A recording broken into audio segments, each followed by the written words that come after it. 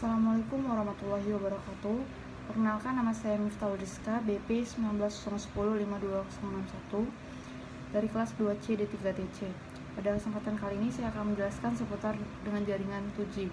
Nah, pada teknologi 2G atau jaringan 2G ini merupakan generasi kedua selain digunakan untuk komunikasi suara, juga bisa digunakan untuk SMS.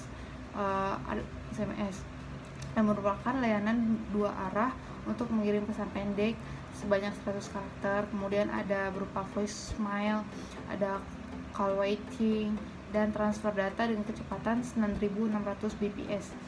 Nah, kecepatan ini tergolong ke dalam kecepatan transfer data yang rendah. Generasi 2G ini ada menggunakan mekanisme FDMA yang teknik komunikasinya termasuk golongan 2G, yaitu TDMA, PDC, kemudian IDEN, kemudian ada DECT dan PHPS. Pada teknologi 2G ini juga memiliki kelebihan dan kekurangan.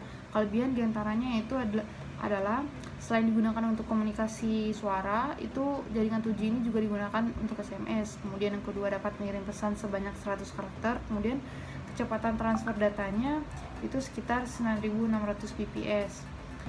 Nah, kemudian kekurangan pada jaringan 2G ini yaitu yang pertama ada kecepatan datanya yang tergolong masih rendah, kemudian tidak efisiennya untuk trafik rendah, yang terakhir ada jangkauan jaringannya yang masih terbatas. Nah, pada jaringan 2G ini terdapat handover 2G.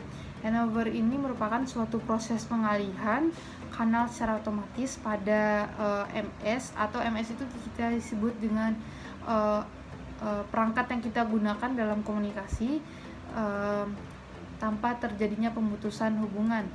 Nah, tipe-tipe handover 2G itu ada hard handover, yaitu terjadinya ketika tujuan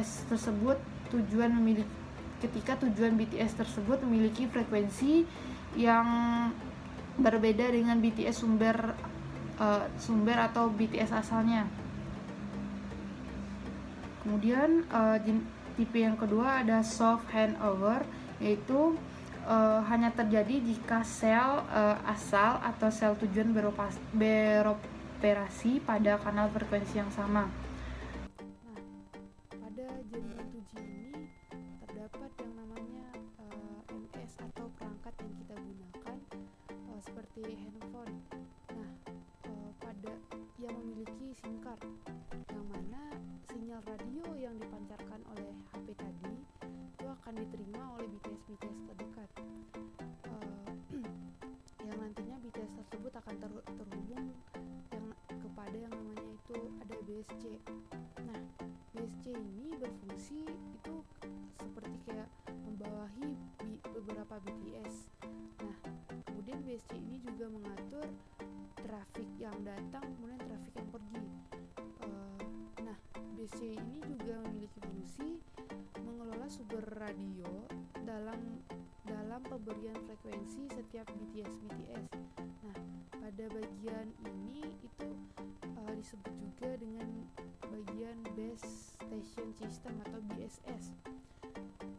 Nah, kemudian selanjutnya sinyal radio tersebut mengalami proses pengkodean dari BSC ke yang namanya MSC. Nah, MSC ini merupakan sentral dari penghubung antara MSC dengan BSC lainnya. Nah, setelah terjadi pengkodean, sinyal tersebut akan dipancarkan kembali dari BTS ke MS atau perangkat yang kita gunakan.